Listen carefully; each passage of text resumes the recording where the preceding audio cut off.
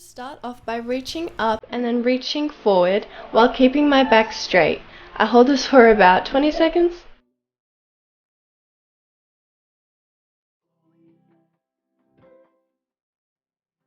This next step requires a helper. All your helper is going to do is take your leg and then bring it up as close to your face as possible. The aim of the stretch is to touch the wall. Don't worry if you can't get your leg this high, just keep trying every day and you will get better and more flexible. Moving on to our oversplits. If you're a beginner and you just got your normal splits and you want to learn your oversplits, take an object or something that's up to 10 centimeters to 15 centimeters in height and put your foot on that and just slide down. I don't recommend to go too high because you could stretch a muscle and that's not good for a dancer. Eventually you can get higher and higher with your oversplits.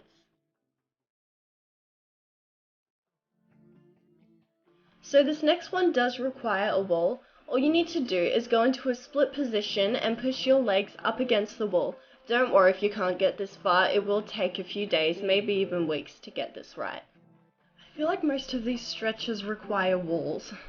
So this one is very similar to the spotter one, you're just facing the other way. After doing those stretches, you can then try some splits. Time for the middle splits! So first of all, we're going to start off with the butterfly stretch. Reach up and then lean forward and remember to keep your back straight and stay there for about 20 seconds. We are then going to take our hands and push our legs down while still leaning forward. Then going into our splits, we are going to reach over left and right and try to get your shoulder down to the floor as far as possible. Using a wall, push your hips forward as far as you can going into the middle splits. Don't worry if you can't get this far, it's still a learning process. Still using the wall, slide your legs down the wall into the middle splits and stay here for about 30 to 40 seconds. So you're still in that same position, but instead of sliding it down the wall, you kind of just whack your legs down into the middle splits, if that makes sense. Now we will be doing some exercises that will help rotate your hips as you do in your middle split. You want to start by sitting in a pike position, slide through into a straddle position, then roll through, landing on your stomach, and repeat this about 10 times. Then just kind of lie in your middle splits for about 1 to 2 minutes. And then you can leap for freedom. To start off our back workout, I'm coming into this position and pushing my shoulders down to make my back arch.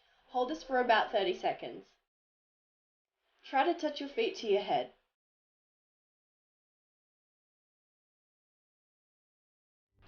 Grabbing my ankles, I come up into a U kind of C looking shape and I hold this for about 30 to 40 seconds.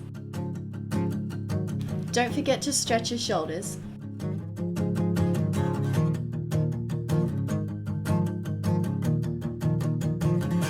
Going into a back bend, I am going to try to get my hands up to my feet as close as possible as I can, but I'm not that flexible in my back, so just try and you'll get better.